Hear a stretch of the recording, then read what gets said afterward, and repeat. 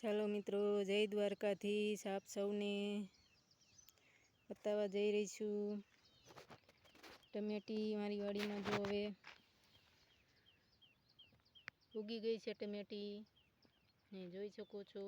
ટમેટીમાંથી રીંગણી થઈ છે, રીંગણીમાં ટમેટી થઈ છે. જો આવી રીતે હવે ઉગી ગઈ છે ટમેટી. તો બતાવવા જઈ રહી છું. આ ટમેટીમાં અમને કોઈ આછા જ નથી કે હવે ટમેટી જીવશે, પણ વરસાદ થયો એટલે ટમેટી સારી થઈ ગઈ છે, સારી થવા માંડી છે. ને એવું જોઈ શકો છો.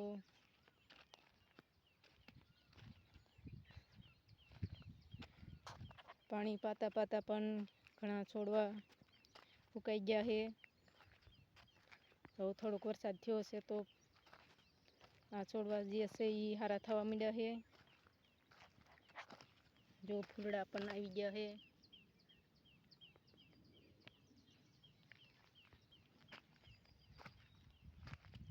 આ કલમની ટમેટી હતી, રીંગણીમાંથી ટમેટી બનાવેલી.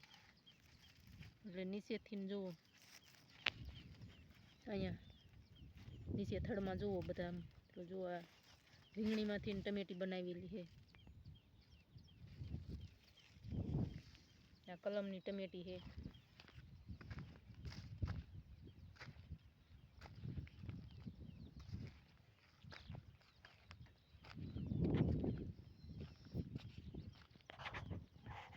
બધી ઘાસ ઉગી ગયું છે ટમેટીની જગ્યાએ.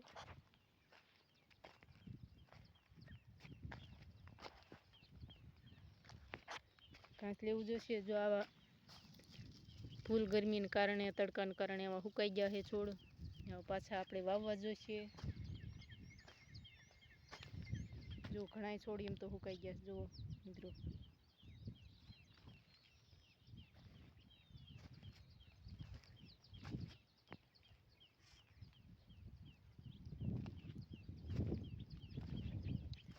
પહેલી વાર આવી રીતથી બધું આ ટપક પદ્ધતિને બધું પહેલી વાર આવું કર્યું છે, એટલે કાંઈ બહુ જાણકારી નથી અમને.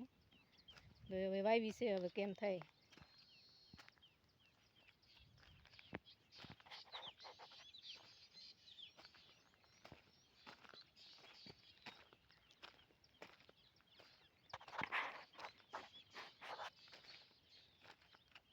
જ્યાં પાઇપ પાથરા છે, અડધું પાણી અડધી પાતા હતા, અડધી નહોતા પાતા.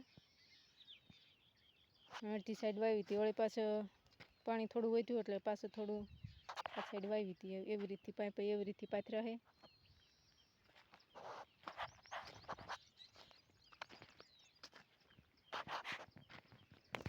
તો ચાલો મિત્રો, જય માતાજી, જય દ્વારકાધીશ. હવે